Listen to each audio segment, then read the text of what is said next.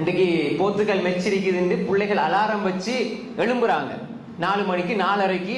ஏன் Portugal Ronaldo விளையாடுறாரு, Argentina Messi விளையாடுறாரு, நெய்மர் விளையாடுறார் பிரேசில். ஏன் டைம் வச்சு 2 மணிக்கு எழும்புற பிள்ளைகள் 3 மணிக்கு பெல் வச்சு எழும்பி டிவியில பாக்குறாங்க.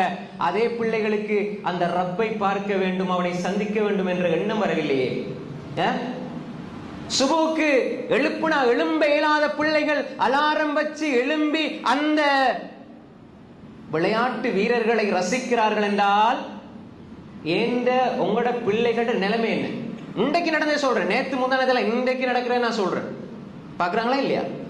2 மணிக்கு கியாமுல்லை சுஜூதுல கண்ணீர் வடிக்க வேண்டிய அப்துல்லாஹும் உமைரும் நெய்மருக்கு முன்னாலேயும் மெஸ்ஸிக்கு முன்னாலேயும் அதிலே ஆனந்தப்படுகிறார்கள், சந்தோஷப்படுகிறார்கள்.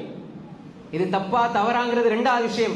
ஆனால் சுபுஹ் இல்லை, தஹஜ்ஜுத் இல்லை, கியாமுல்லை இல்லை, நடுநிசியில் அல்லாஹ்விடம் ஒரு நாள் கண்ணால் கண்ணீர் வடித்து மன்றாடி கெஞ்சி கதறாத சிறு பிள்ளைகள் கண்கள் யாரோ ஒருவனுடைய தோல்விக்காக அழுகிறது. சகோதரர்களே, தோல்விக்காக அழுகிறது.